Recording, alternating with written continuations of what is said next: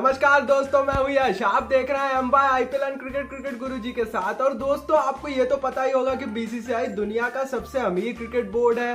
हिंदुस्तान के खिलाड़ी सबसे ज्यादा इंटरनेशनल क्रिकेट में सबसे ज्यादा पैसा कमाते हैं। लेकिन आपको ये स्थिति देखकर बड़ा ही सदमा सा लग सकता है कि किस तरह से हमारे जो रणजी प्लेयर्स हैं उनकी स्थिति बद से बदतर दिन पर दिन होती जा रही है। जो हमारे फर्स्ट क्लास क्रिकेटर्स हैं वो कितना कम एक डेली वेजेस वर्कर की तरह पैसा कमाते हैं। अब क्या है, कितना पैसा कमाते हैं, पूरी कंडीशन क्या लगी हुई है इनके ऊपर, बीसीसीआई को पैसा इन्हें नहीं देता, ये सब इस वीडियो में मैं आपको बताने वाला हूं। लेकिन दोस्तों, उससे पहले अगर अभी तक आपने हमारे चैनल को सब्सक्राइब नहीं किया तो क्रिकेट और इंडियन प्रीमियर लीग से जुड़ी ऐसी ही खबरों के लिए हमारे चैनल को अभी सब्सक्राइब कीजिए। दोस्तों, इससे पहले मैंने एक वीडियो बनाकर आपको पहले भी बताया था कि किस तरह से हमारे इंटरनेशनल क्रिकेटर्स इतना सारा पैसा कमाते हैं, करोड़ों करोड़ों रुपए, जिसकी हम कल्पना भी नहीं कर सकते।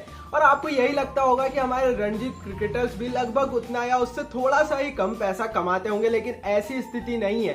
क्योंकि हमारे जो एक रणजी प्लेयर है उसे एक मैच एक दिन खेलने के सिर्फ 10,000 रुपए मिलते हैं। इसका मतलब अगर वो 4 या 5 दिन का एक रणजी का टेस्ट मैच खेलता है तो उसे 40 से 50,000 रुपए मिलते हैं। लेकिन दोस्तों, स्थिति यहां तक भी अच्छी नहीं है, क्योंकि ये पैसा सिर्फ उन प्लेयर्स को मिलता है जो कि प्लेइंग 11 का हिस्सा होते हैं। इसका मतलब अगर एक स्टेट टीम, रणजी की टीम है, मान लीजिए तमिलनाडु, वहां पर लगभग 50 खिलाड़ी हैं जो कि रणजी क्रिकेट में रजिस्टर्ड हैं। उसमें से 15 सदस्यीय टीम सेलेक्ट होती है एक रणजी क्रिकेट या रणजी टूर्नामेंट खेलने के लिए, और उसमें सिर्फ 11 खिलाड़ी खेलते हैं प्लेइंग 11 में।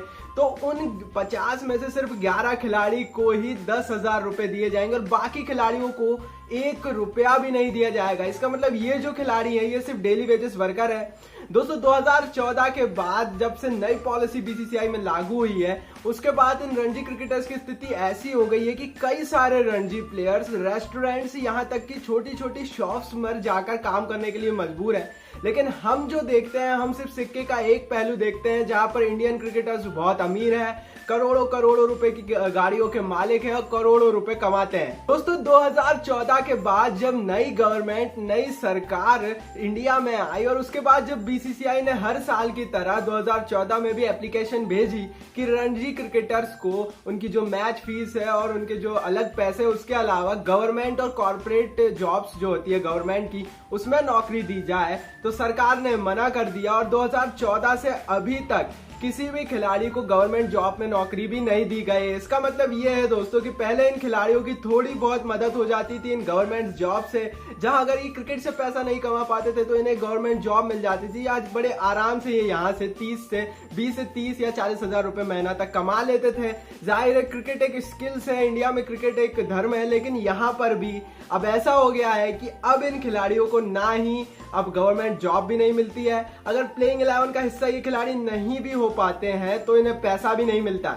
अब दोस्तों, ये पैसा मिलता कैसे है? दरअसल बीसीसीआई का ये फंक्शन, ये जो पैसा प्रोवाइड करना है डोमेस्टिक क्रिकेट में, ये इतनी बुरी तरीके से फ्लॉप है कि एक खिलाड़ी को जो इस साल रणजी क्रिकेट खेलेगा उसे अगले साल रणजी क्रिकेट से पहले ये पैसा ट्रांसफर होगा। इसका मतलब अगर कोई 2014 में खेलना स्टार्ट करता है रणजी क्रिकेट और 2014 में रणजी प्लेइंग टीम का हिस्सा होता है, क्रिकेट खेलता है, तो उसका पैसा उसे 2015 में मिलेगा। तो आप सोच सकते हैं कि 1 साल का लंबा गैप इन खिलाड़ियों को करवाया जाता है। बहुत सारे खिलाड़ी आईपीएल भी नहीं खेल पाते हैं। इसका मतलब ये साफ हो गया है कि रणजी क्रिकेट में इन खिलाड़ियों को किसी तरह का कोई भविष्य नहीं मिलता है। जो सरकारी नौकरी का पहले, गवर्नमेंट जॉब का पहले इनके पास एक मौका रहता था, वो मौका भी अब गवर्नमेंट ने और बीसीसीआई ने इनसे छीन लिया है। इसका मतलब ये साफ हो गया है कि रणजी क्रिकेट का सिस्टम पूरी तरीके से बर्बाद हो चुका है। एक तरफ हमारे खिलाड़ी करोड़ों अरबों रुपए की गाड़ियों और करोड़ों रुपए के घरों में रहते हैं और एक तरफ ये रणजी क्रिकेटर्स छोटी छोटी दुकानों में जाकर काम करने के लिए मजबूर हैं। दोस्तों, अभी आप यही सोच रहे होंगे कि आखिर क्यों सिर्फ 10,000 रुपए एक दिन एक मैच की फीस दी जाती है और क्यों कोई एक सेंट्रल कॉन्ट्रैक्ट इन खिलाड़ियों को नहीं दिया जाता है। दरअसल दोस्तों, इंडियन क्रिकेट में पैसा सिर्फ उन्हीं लोगों को मिलता है जो लोगों को देखते हैं। इसका मतलब ये साफ है कि जहां पर मैच को ज्यादा देखा जाएगा वहीं पर पैसा मिलेगा। एक तरफ हम देखें रणजी क्रिकेट की स्थिति, तो रणजी क्रिकेट को देखने वालों की संख्या बहुत कम है इस देश में और इतने लोग देखते ही नहीं है रणजी क्रिकेट। इसका मतलब साफ है, कई सारे रणजी मैचेस तो टीवी पर भी नहीं आते हैं। इसका मतलब ये साफ है कि अगर मैच को कोई देखेगा नहीं तो उसे स्पॉन्सर नहीं मिलेगा और स्पॉन्सर नहीं मिलेगा तो पैसा नहीं आएगा और पैसा नहीं आएगा तो बीसीसीआई पैसा नहीं देगा। लेकिन दोस्तों, बीसीसीआई की सबसे बड़ी जिम्मेदारी ये बनती है कि वो सबसे पहले उन लोगों को पैसा दे जिनके कारण वो पैसा कमा रहा है, जिसका मतलब है खिलाड़ियों को।